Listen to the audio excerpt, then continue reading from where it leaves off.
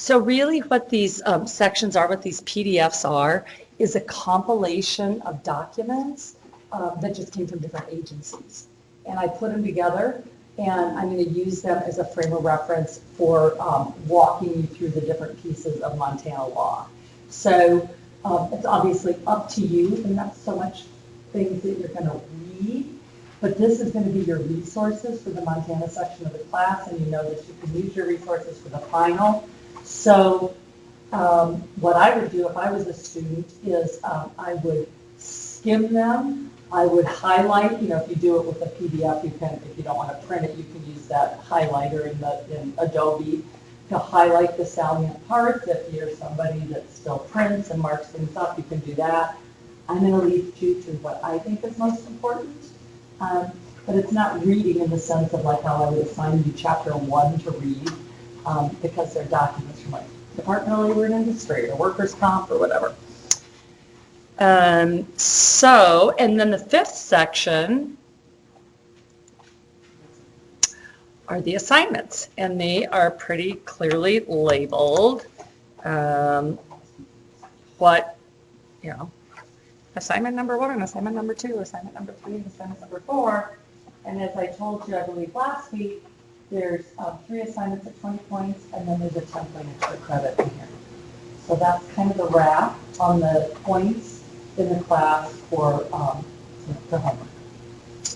Okay, so this isn't going to make a lot of sense yet because we haven't gone over the section.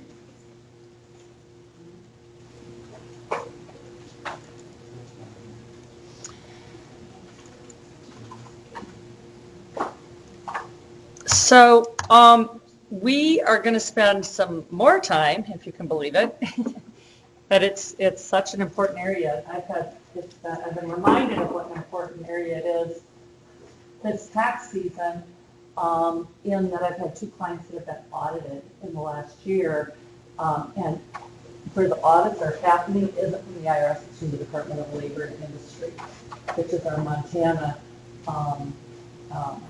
unemployment watchdog agency. So this is a pretty important issue not only at the federal level, but also at the state level.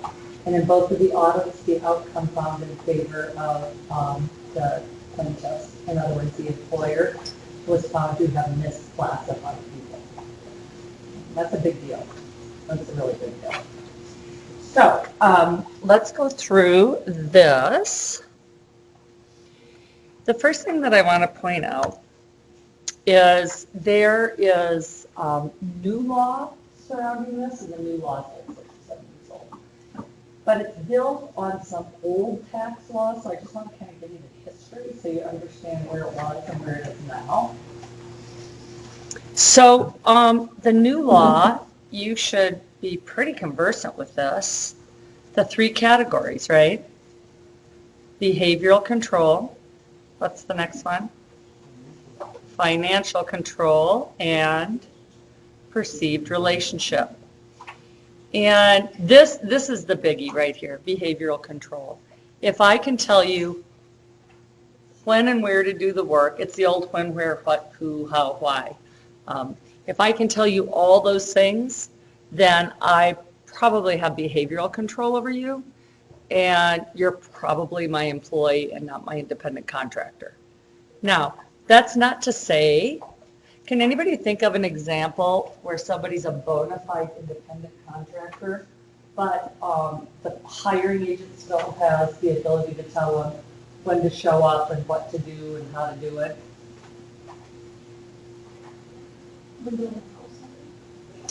Okay, if I hire you as my general to build my house, am I going to have probably micromanage what you do and how and when?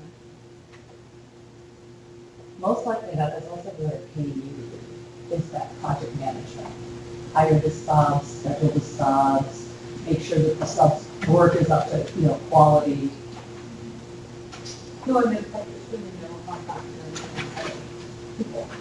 Between the general and the subs that he or she hires?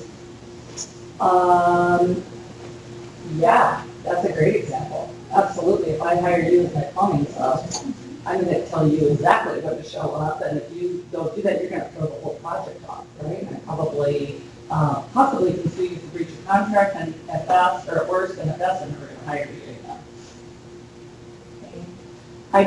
I did some work a number of years back, well, there's a couple different groups, where I was asked to come in and train their employees on some computer software. This was many years ago. Some Excel was brand new. We were switching from Lotus to Excel. Anybody old enough to remember Lotus 1, 2, 3? Anyways, so they told me exactly where to show up, when to show up, what to do, print a manual. Here's the computer lab, but I was still independent. Okay? So there are situations that defy this, where you can go down this and go like check, check, check, check, check, and the person's still independent. And that's why we're going to do these 2 case studies I handed out, because it's not really black and white area, it can be really super gray.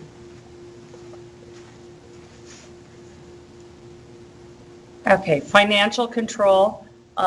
This first paragraph here, well, actually these first 2 paragraphs here are super important. The extent to which the worker has unreimbursed business expenses.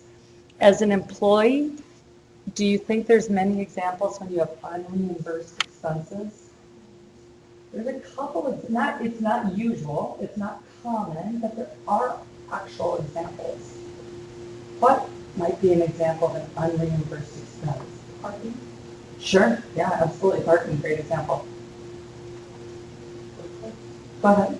Work clothes. Yeah, specific work clothes. I'm a firefighter, I'm a nurse, I'm a PT, I'm a cosmetologist, whatever. I've got to have specific uniforms or clothing or safety equipment. Good example. They can, but they don't have to. Yeah. Sure. But, sorry? Sure. But it doesn't have to be. What about licensing?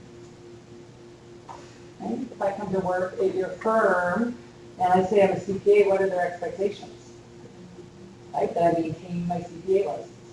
With that comes 40 hours a year of continuing education. Each hour of education costs about $25. So there's a grant. And you got another $500 or $600 a year to actually just pay to keep the licenses updated.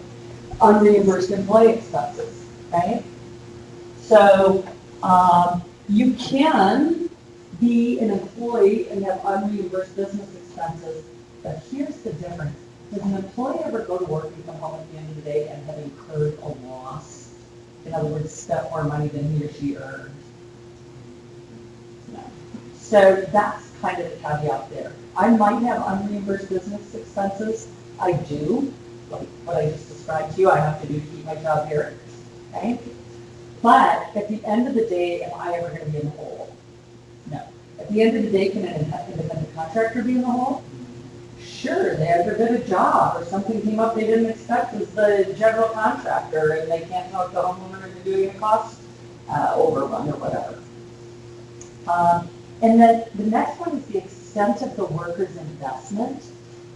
And again, this is usually indicative of an independent contractor if you put a lot of money into your tools or your equipment. But I think there's some examples that we can come up with where people actually have significant investments with their employees. Can you think of any examples? You would know, right, in your field. No, something you've spent a lot of money on, but you're still an employee that you've invested in to do your job. Tools? Right. Oh, I thought you were a thing. No. What do you mean? Parts. Parts, okay. In my mind, it's also the same thing. But yeah, like mechanics have to show up on the job sometimes with $5,000, $6,000, $7,000 worth of the tools, right? They're still an employee, but they've had to make a substantial investment in their own work tools. So again, do you see how this gets gray really quick? You can't just go down and check the boxes. You have to look at the whole picture. Okay, and then type of relationship. This is pertaining to things like written contracts, um, written contracts, do they provide me any benefits? Am I part of the health plan? Do I get paid time off? Things like that. Like, that's the perceived relationship. So basically, this is the new law. The old law was this set of 20 points that was like a checklist. And what they did is take these 20 points and mush them into these three categories.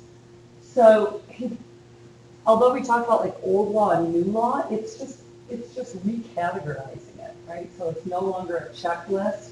It's more of a bubble approach or an umbrella approach.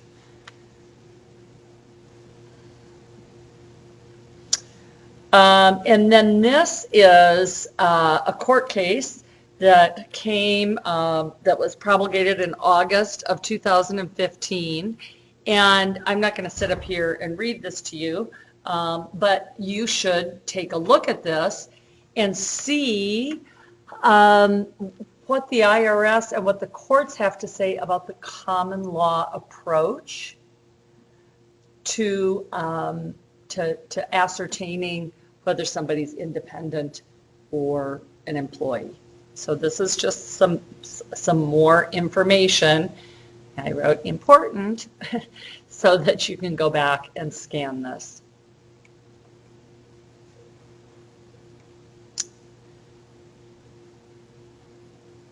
Okay, so and so this is, I go to these, like I told you, I've got to have 40 hours of continuing education a year to maintain my licensure. So usually I go to a tax conference once a year. And this is from a couple years ago. It was a payroll tax update conference.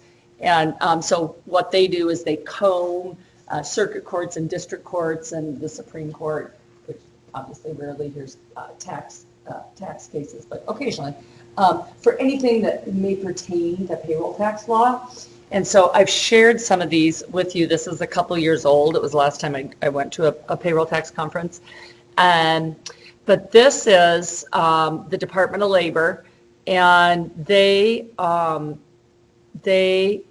had a contention from a group of drywallers, and they were owed back wages. They were erroneously classified as independent contractors.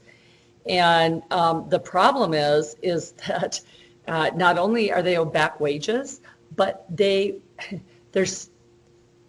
discount or they apply a factor to the amount of benefits that they were denied, right? Because during that time period where they were misclassified, they bought their own health insurance. They funded their own pension. They paid their own FICA. So the employer was found to be liable for many of these other facets as well. So it can make it pretty big deal.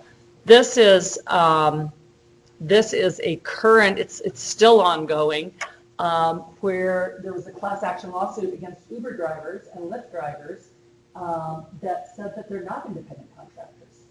And if you kind of go through those categories, they can come on and off the clock when they want, so they're not told when to work. Pretty much every single other one of those things, they are told, right? What app to use, how much to charge, what routes to follow, what mapping software to use, I think you've got to have a 4-door car, obviously, that's, I don't know, it's got to be 5 years or newer or something, 6 years or newer. There's a whole series. Obviously, they've got to do a background check. You can't have any DUIs. I mean, there's, a whole series of things that you have to comply with. So this class action lawsuit, to my knowledge, is still pending. They're still being classified as independents, but, who knows how that's all going to flush out. What's really interesting about this, when you think about the vast amount of things that are now going to the shared economy model, this has ramifications for, thousands of businesses, really. All the Grub Hubs and again, we don't have much of that here, but in the cities, the shared economy is a significant part of their annual GDP. Cool thing. Did you see that online physical location retailers. Like last quarter for the first time in history. Wow. It's by like marginal, like super, like 0.03%. Such a controversial thing. How do you guys feel about that? Online, are you guys big online purchasers? Who is? Just out of curiosity, three of you. Okay, and who is that? Amazon Prime is like,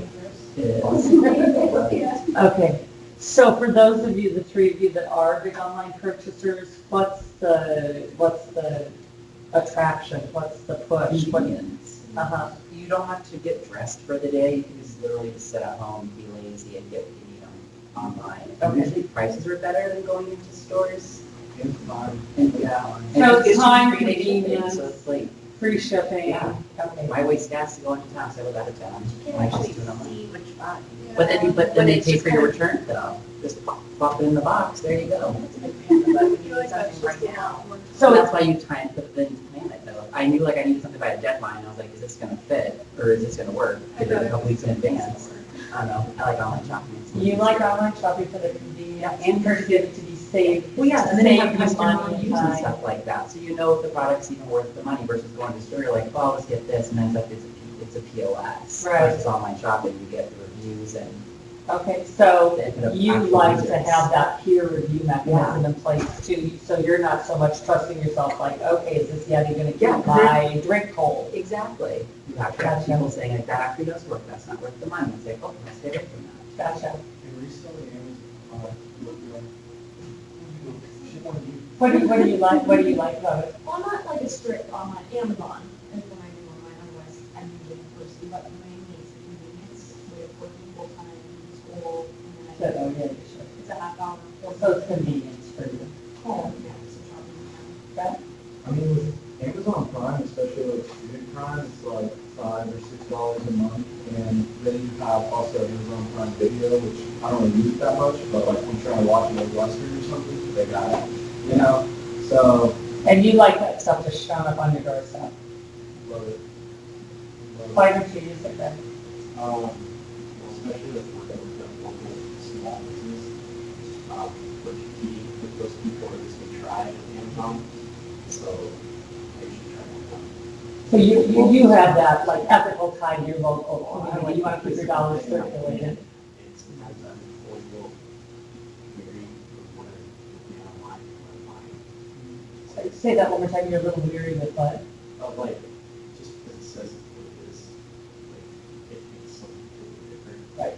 And there are tons of small businesses, who do use fulfilled by Amazon, you know what I mean, as their main business model. so Yeah, it's not- they do. That's not my experience with the small businesses I work with in Missoula, but it's, well, that's not true. Posh Shop a lot uses, puts their chocolates all over the country. But that's not, I mean, the Gulf Swedes of the world, of our local community don't do that. Right, I mean, maybe something like actually skiing parts, but other things, like, even like Walmart too, you're up with us, especially with stuff, for stuff. Well, there's so many layers of competition for a small business, isn't there? First, there was the malls. Then there was the big box stores. And now there's online. The fact that we have any local economy is really a testament to the entrepreneurial skill and the small group of people that are still loyal to local businesses.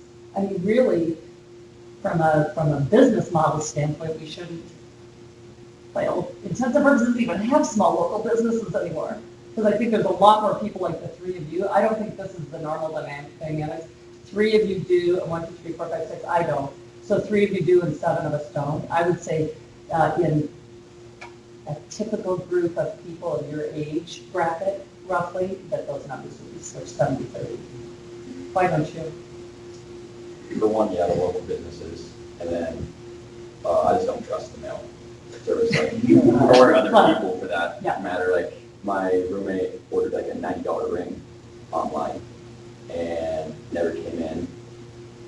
He got a hold of the people shipping it. They said they shipped it. Got a hold of the mail service. They said they can't really do anything about it. It just got lost in the mail. So it's Yeah, either I mean, they most of the bigger companies you have, it's tracking, obviously. But yeah, There's also, like, we think it could have got left in our step and somebody's came and swiped it. So it's, That's a huge, that's a full-time job for, around the holidays. General, I think too. Well, I kind of like the experience of shopping and Uh-huh. trying those on and looking at stuff, but if you're really concerned about like peer reviews, you can always go on the store websites and actually look at reviews before you go out and buy Gotcha. something. Not And all also- stores have websites. Not all stores, but like most stores, it's the 21st century. But like teaching that stuff, they don't do it, Ross doesn't. But also, So you like the experience of shopping and. and thanks, Josh. I can't Hey, remember. All right, You okay, came that's after me, it. girl. How come you don't? I did not. I like the experience. Do you like to shop? Yeah, it's something kind of fun that I do with my kids and friends. Okay. I do like the convenience of like maybe ordering it online and picking it up. Every once in a while, that's a good thing to memory, but for the most part, I just like to go and feel it and see. Okay. If it's gonna work. Sure, sure. It's easier to get a picture of it instead of like, I don't know. A little tiny You thing know, on the you see screen. people like- Yeah. I ordered this chair. And Right, right, right. so- Kim? I feel like for me too, I just still get nervous about using my credit card online and stuff sometimes. You're one of those that somehow think that your private information is gonna be kept private. Yeah. We were just talking about you last night, a group of us at dinner, it's like, because I got some tax clients that are like, John, I won't send you my routing and account number over email, like the e-file. And I'm like, in some world, do you think that we are more clever than them out there in hackers? But anyway, I mean, I'm sort of hacking on you, but it's like, I was like that for a long time, and then it's like, yeah, I'm pretty sure anybody that wants my information can get it pretty easily. Walk past you and scan it out of your wallet. Totally. Yeah. Interesting, okay, so why range of reasons both sides? I do both, usually by the time I decide to buy something, I don't have 2 days to wait or a week to wait for it to show up, so I just run to the store and get it. Got it. Well, I'm one of those weird people that hate the shopping experience. I mean, going in a store and trying on clothes, and I mean, I'd rather just shoot myself, and particularly places like the mall or like the TJ Maxx, where there's people grabbing stuff, just like, materialistic frenzy just puts me over the edge. But I will always support local businesses, and I'll pay a premium for that. I will never take my dollars out of the community. So I'm sort of one of those weird people that like don't really buy anything because I don't buy online, but I hate to shop. It's like, helping it drives me crazy, is that we get people, they'll come in, try on like clothes or whatever. And then go buy them online. And then That's they buy them online, really, or they'll show up like, well, I think it's cheaper from here, and like, then buy it. but it's, and then the other thing is having, spending such an amount of time in the green business world. Do you have any grasp on the greenhouse gases that are emitted from these giant trucks? I mean, I don't want it, so I send it back, and, it's a lot. So, Even bigger than trucks or cargo ships. All the cargo ships huh, in like the world or whatever produce like 4 times as much CO2 as cars do in the entire world. I know that buildings are 40% of the emissions. I've never heard ships. Buildings are 40% of the emissions, and concrete as a singular industry is 5% of the global emissions. Cars are only about 20% of global emissions, which surprises people. Beef, that's bad for the environment. Horrible, horrible. Anyways, I'm kind of getting off track here. Go ahead. I think part of it for me, I like what you say about like actually having convenience with management and stuff. It is mainly convenience, but like clothes, I don't buy those online. I mean, the very few times I try, first off, turns out I don't look like a supermodel in the magazine, and it doesn't fit me like that. And secondly, my just general experience is it's just not as good a quality as I would expect for the price you're paying out of the catalog. It's like a rare event that I do shop, I'd rather go touch the fabric, see it. I got a cool fact. Okay. So, it has been estimated that just one of these container ships, the length of around 6 football pitches, like soccer pitches, can produce the same amount of pollution as 50 million cars. Holy. That's a lot of time. That's a, Read that, say it again. so it has been estimated that just one of these container ships, just one, there's- Yeah, oh, then there's 10,000 in Long Beach Harbor. Exactly. So it can produce the same amount of pollution as 50 million Like over the cars and ice cream? I don't know. That's a bad statistic. I don't know what I'm comparing. Let's look at it. And it's in estimate. But still, I mean, 50 million cars what, in a day, 50 million cars over their lives? Really, the bottom line is we all just stop. We need to stop consuming so much stuff and just want to recycle the stuff and go to the secondhand store for our clothes. And oh, good. That's one store I do love. That's one kind of shopping I do love is going through vintage stores. I just was Ben is going to be very confused on this taping. He's going to be like, did you get into another class that I'm not aware of? Okay. Sort of fun to just talk about stuff sometimes. W9, who do I give this to? What do I do with it? I give it to my independent contractor. He or she fills it out, gives it back to me, and what do I do with it? File it. I file it. Why do I file it? Actually, anymore, you don't really file paper. I enter it into my what? Where would I put it in QuickBooks? Not under employees, because they're not employed. Under what? Under, so there's no really generic section called document. They just be all like all my vendors. Right? All my other vendors. Right? So if you come to work for me and you say you're gonna be my interior decorator for my new commercial building, I'm gonna enter you, I'm gonna give you a W-9, you're gonna give it back, and I'm gonna enter you as a vendor.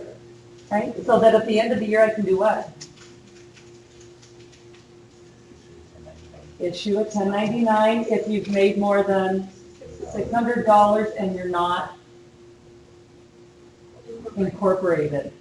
You guys should all know that by now.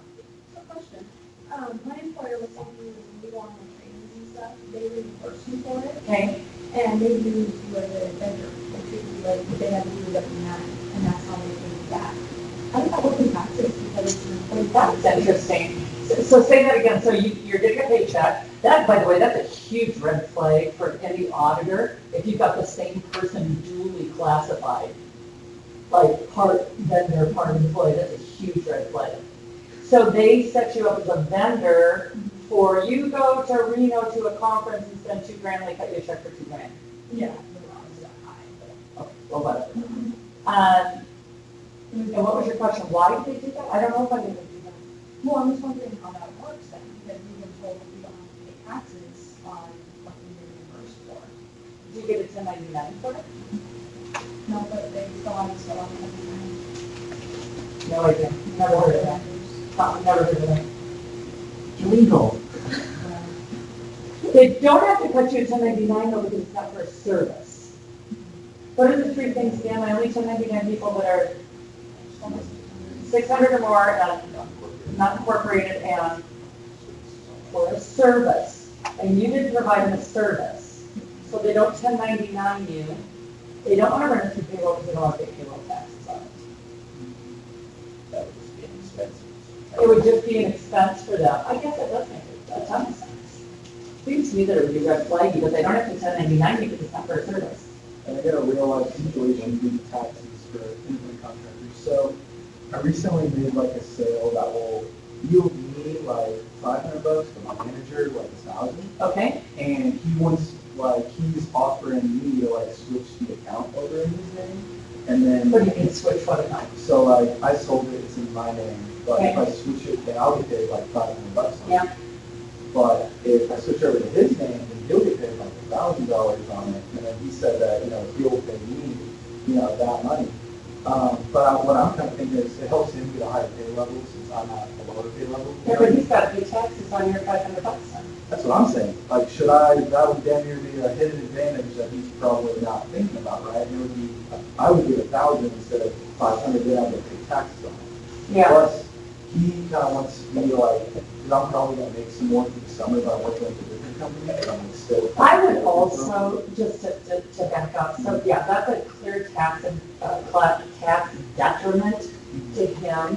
But I'm always wary about, we're going to have this little scheme where you give me something and I give you something, but then I say that you made this and then you got this. Like, those get really convoluted in my experience. And someone is missing something that's gonna come back to bite him in the butt, is my general experience with that.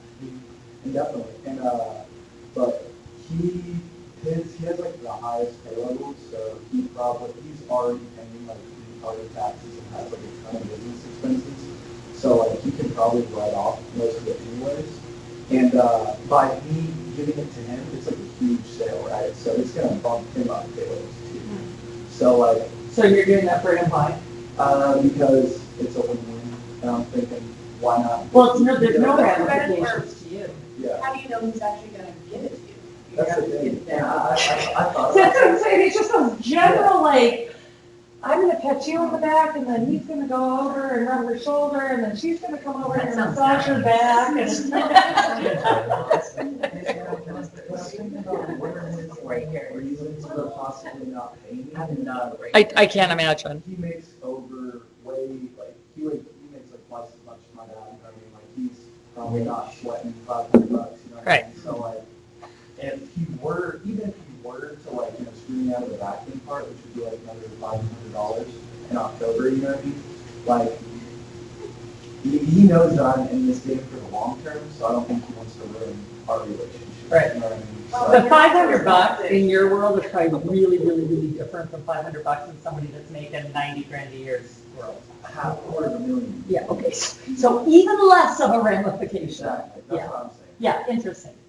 I would think that maybe you run the risk of having double taxed, but he pays taxes on his income, but then I don't know how he pays you. Well, that's what I'm saying, is it wouldn't show up on like my, like if I do this, I wouldn't get like a 1099. Well, you wouldn't anyways, because it's only $500.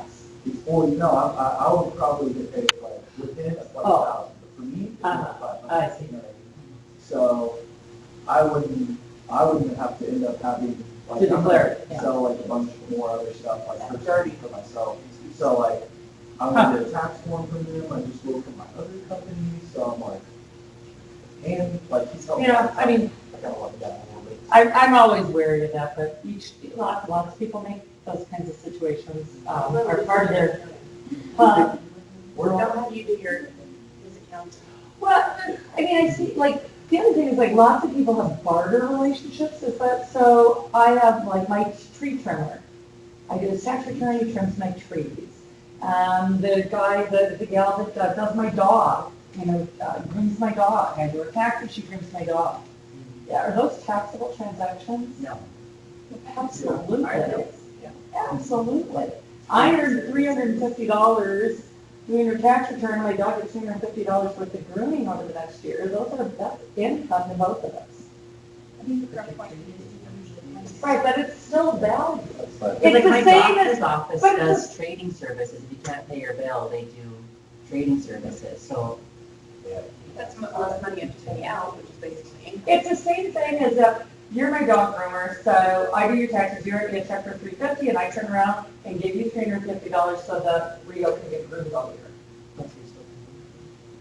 We're both making $350. Yeah, money's just another form of trade. Yeah. Okay, so this is sort of interesting. okay. Then let's make sure that we understand this 100%. So when I'm going to talk now about independent contractor exemption certificates. So say that I'm back to being a plumbing contractor. And you guys, I work with a couple of general contractors in Missoula, and they hire me to do big commercial projects, apartment buildings, let's say, and commercial buildings. And so you guys are all my subs, right? And say your company A and your company B, and I hire you guys to come out, and I go bid the jobs with the general gives it to me, and then I hire you guys, you're not my company, sorry, you're my employees, to go out and work. Okay? Can I exempt paying workers' comp on you in any situation? No. I've got to cover you with workers' comp. All this is talking about is exempting myself as owner of the business. And because workers' comp can be quite expensive.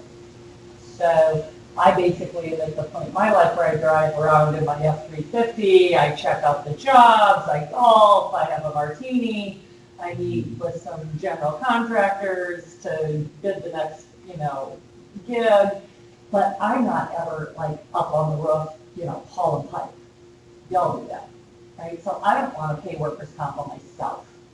So even when it's the employer, if you're paying workers' comp for an employee, because you're not paying for yourself, so you go to the job site on hold.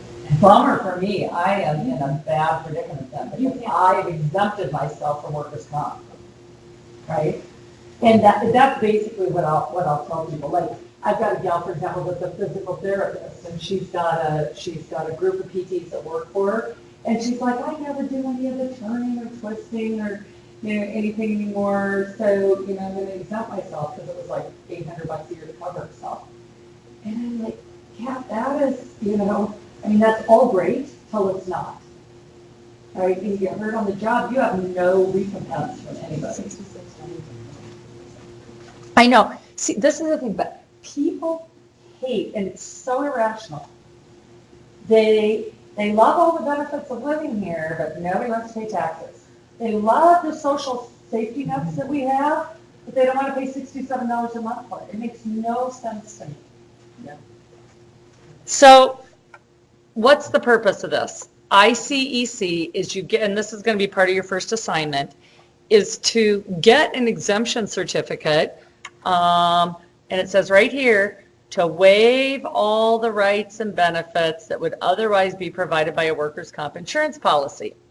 If an IC is to suffer a work-related injury while performing occupations specified on the certificate, they would not be eligible for workers' comp benefits.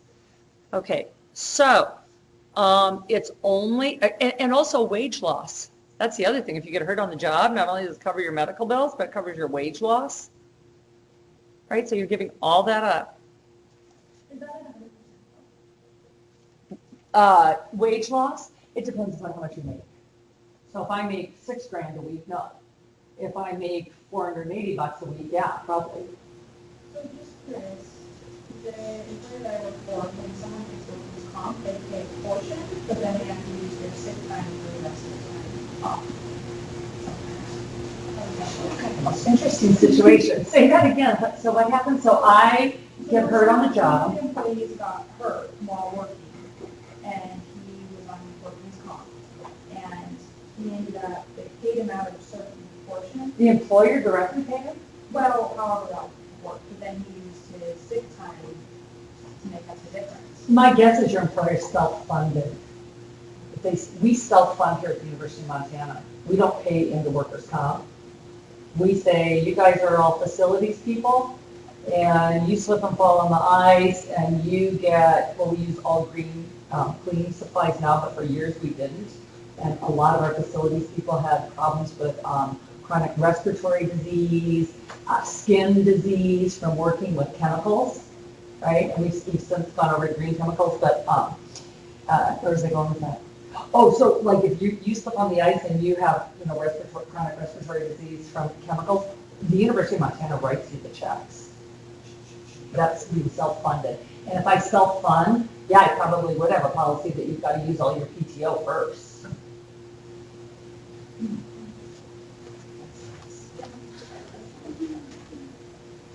Okay, so here's the scoop. And this is really important.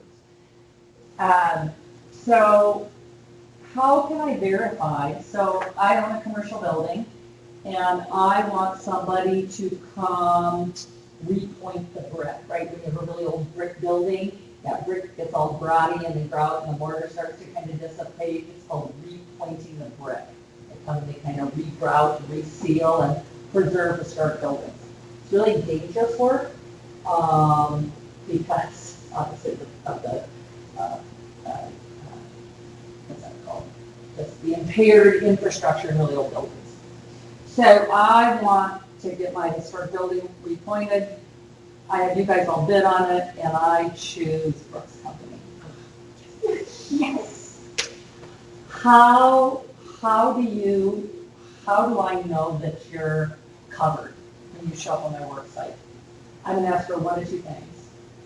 I either want a workers' compensation binder from her that shows here's her name of her policy, the number of her policy, and shows that she's current.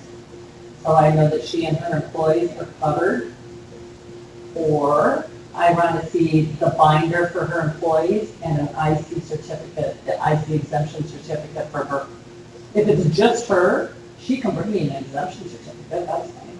If she falls off the ladder, the building collapses on her, I mean, I'm gonna feel very sad because I like Brooke, but I've got myself covered because I took a picture of the ICEC, right, the exemption certificate.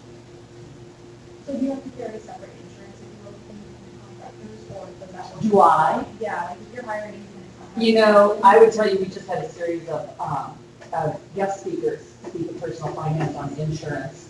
And I have to admit, our insurance carrier has been, we have a couple buildings, and our insurance carrier has been pressuring us to get what's called an umbrella policy.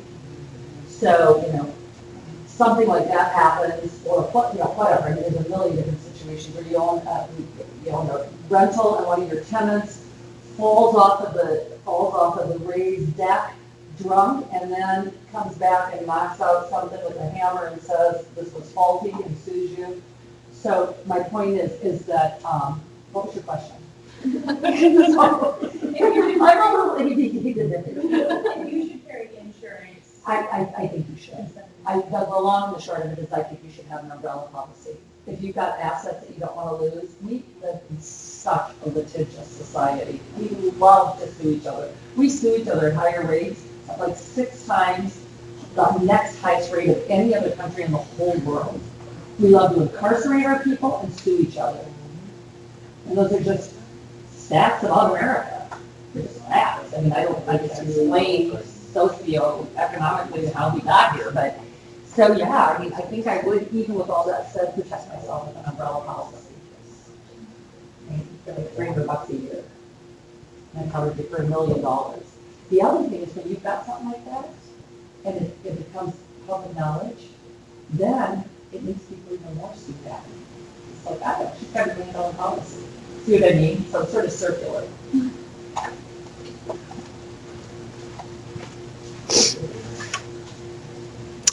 Okay, so let's go down here. So you should read through this. This is very current. This is from last year. This is published by the Department of Labor and Industry, and this is 7 pages of FAQs. This is your instructions, and you're going to be asked to do this for your assignment, so you should probably take note of this, that the instructions for the certificate application, the ICEC, starts on page 3 of the facts, FAQs. And this is where you send it. It's good for 2 years. And here's the actual application itself. You have to pay $125 for it, and it's good for 2 years. So obviously the amount you're saving has got to be more than $125 over 2 years, right? So can we just take a look at this and see if you've got any questions of me, because this is part of your first assignment, what you think. You might be puzzled on how to complete this. I mean, this is all just basic information about your company. This business structure, maybe we should go through these. You've got to make sure to tell the DLI what you are. So am I operating as a sole proprietor? That means it's just me. A partnership or a limited liability partnership means there's 2 or more people, and we filed something called Articles of Partnership, and that's our formal business structure. Do you know what an LLC is? Limited liability company. Not corporation, limited liability company. And there's basically 2 kinds. There's member managed and manager managed. It's kind of a mouthful, but member managed is like Scott and I go into business and do as an LLC, and we're real estate appraisers. And he and I both go out and appraise real estate. We're a member managed LLC. okay, because when members of the LLC and we manage it. Versus, somebody comes to us and says, I've got a great idea for new development in Missoula, do you have $5 million? And I give them $5 million and then they go build the development. That's a manager-managed LLC. I'm the member, but I'm not doing the active day-to-day operations of it. Okay, and then corporations, and there's two kinds of corporations. There's C corporations and S corporations. And this refers to either. So you gotta make sure and choose the appropriate business structure. And then this really just makes you notarize. And then all of this, you've got to go individually, item by item, and initial that you understand that you are waiving all your rights to workers' comp, that you are an independently established business, that you comply with Title 39, Chapter 71 of Montana Code annotated, et cetera, and that this has got to be attached. And then lastly, so this is kind of the interesting part, you have to prove to them that you are, in fact, independent. You've got to accrue 15 points? Yeah, 15 points from these categories. So you can see like the 6-point category is, and then there's points allocated to every different thing. So somewhere in there, you have to come up with 15 points. So, I file a property tax return for my tools and equipment, or I get Form 1099s, or I've got an unemployment insurance account for employees. So those are the big things that prove that you're independent. Less compelling. That's over here. Well, I advertise online, I'm a member of a professional membership, and you can read all these. So, and then the real small things is like, I've got a credit card in my name. I have invoices billed in my business name. So any combination of these items, you've got to come to 15 points to assure them that you are in fact an IC. Okay, so let's go take a look at the assignment. You do. I think, what does it tell you to do? You must score 15 points of business you've got to provide the documentation. So you've got to take a picture of your internet advertising, or a scan of your unemployment insurance number or whatever. So what I want to do then is go look at assignment number 1 and have you kind of get started on it so I know that you feel comfortable with it. So all the assignments are in this one document. So let's just start. Why don't you take a few minutes, please, and read through this.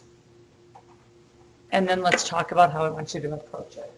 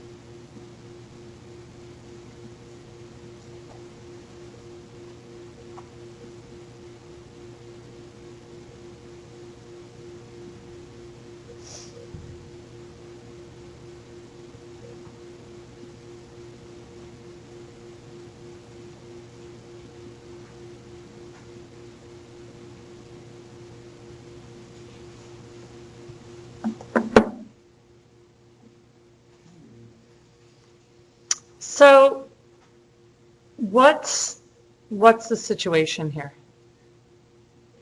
You gotta fill out the form and write them and answer questions. Right, so this is, but what I want you to do, and this is where the points are gonna be, is you are, I mean, I've painted a picture to help you develop a sense of what kind of memo you should be writing. So you work for this guy, he's a Victor or something, like you say, right? So small town, painting, wallpapering, you know, little gigs here and there, and all of a sudden, what's happening? He got a big ginormous bid that we don't have any indication he's ever had that before, right? And so he's relying on you to tell him what to do. So that is the tone that you need to come to the memo with. In a memo is not a letter.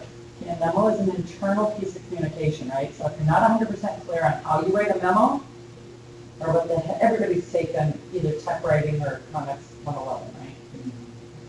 Because everyone's taking a writing class. Yeah, we didn't do memos in tech.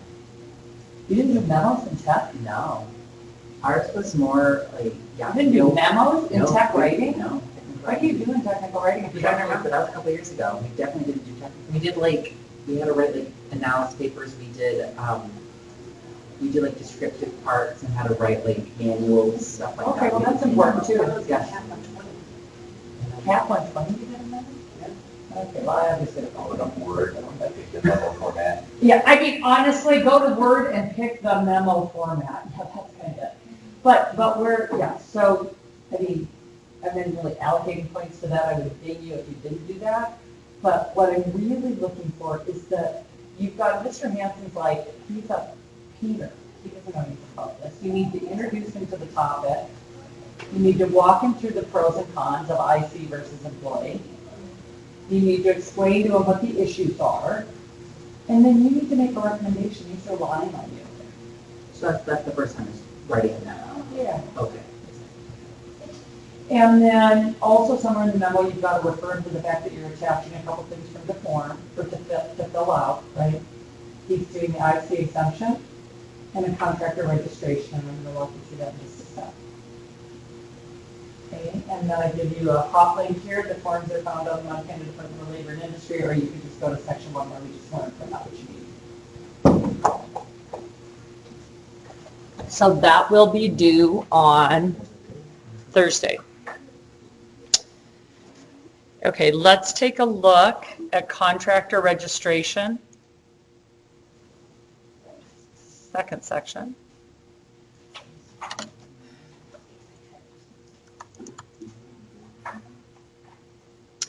So basically, this is a registration that is required of anybody in the construction industry. But it's one of those laws where there's no penalty if you don't comply. So it's like suggested speed limits, you know, or we prefer you didn't steal from our store, but there's no penalty if you do. So, I mean, it's really hard to get folks to do it, but the reason that it's desirable to do is that when people come in, you know, say like a big box store, like an Olive Garden wants to come in Zool or something, they're going to look at our list or database of folks that are registered contractors. So it allows you the potential or gives you the potential to bid on projects maybe that you otherwise wouldn't be able to. So it's, and it's quote unquote required. Here's the number to call if you have questions. It's a 30-year-old law, and basically what it was aimed at doing is, this is their language, eliminating the migration of employment-related liability and leveling the playing field, which means that in the 90s, in the mid-90s, a lot of Montana construction contractors had barely squeaked by. We had horrible, horrible sell-off and no building in this valley between like 85 and 92.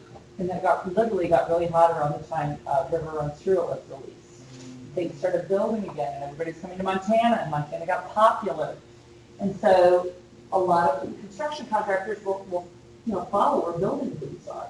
So we've got a lot of people from out of state here that were bidding against our local guys and winning the bids because they were undercutting employment-related law. And they weren't paying workers' comp, they weren't paying student, they weren't, they were just, they were paying under the table. And our local contractors were like, are you kidding me? The fact that Georgia just got the bid? I've been sitting here for 10 years riding out the roller coaster that's Montana building. So they went to the legislature and they pressured the legislature to pass this SB 354. And basically back then when it was passed originally, you had to post a security bond, you had to show that you have workers' comp, and there's a lot more rules around it. It's still on the books, but like I said, it's required, but it's not penalized if you don't. But that's the history behind it. Here's the Montana Code annotated that tells us why we have to do it.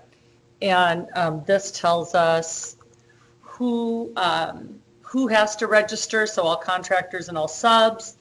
Now this says that you can be penalized up to $500 if you don't register.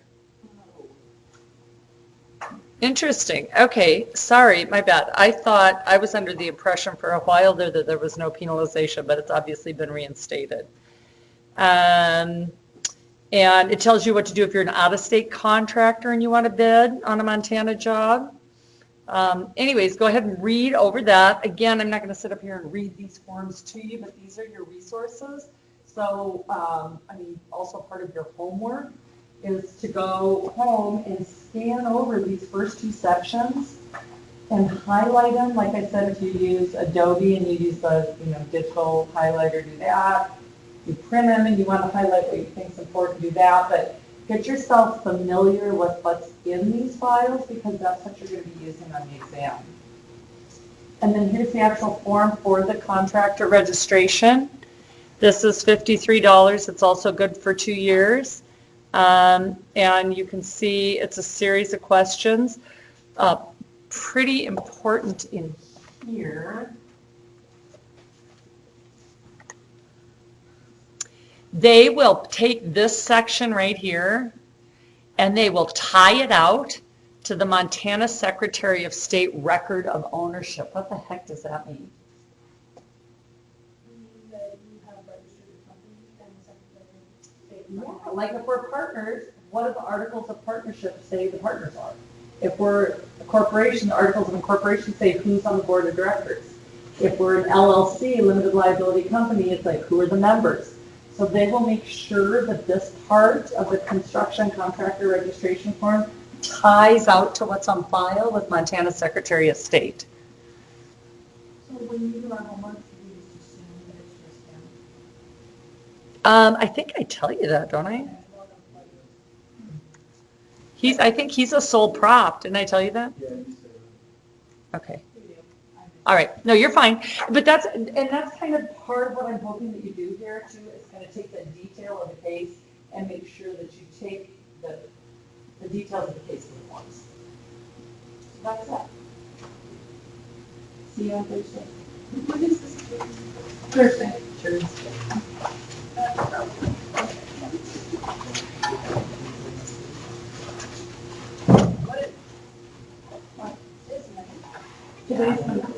Today's the 9th, yeah. 11th is Thursday. So we need to print out this one. You need to print out this one, you need to print out the IC exemption form. The other thing is I am a Nazi about spelling and grammar errors. My fun, yeah, you can write the check out for me.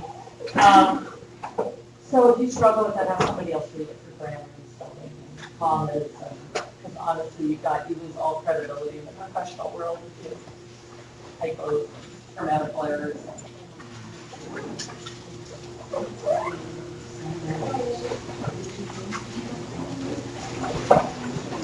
Okay, Ben, you're probably puzzled by the whole online conversation, but the rest of it's all relevant.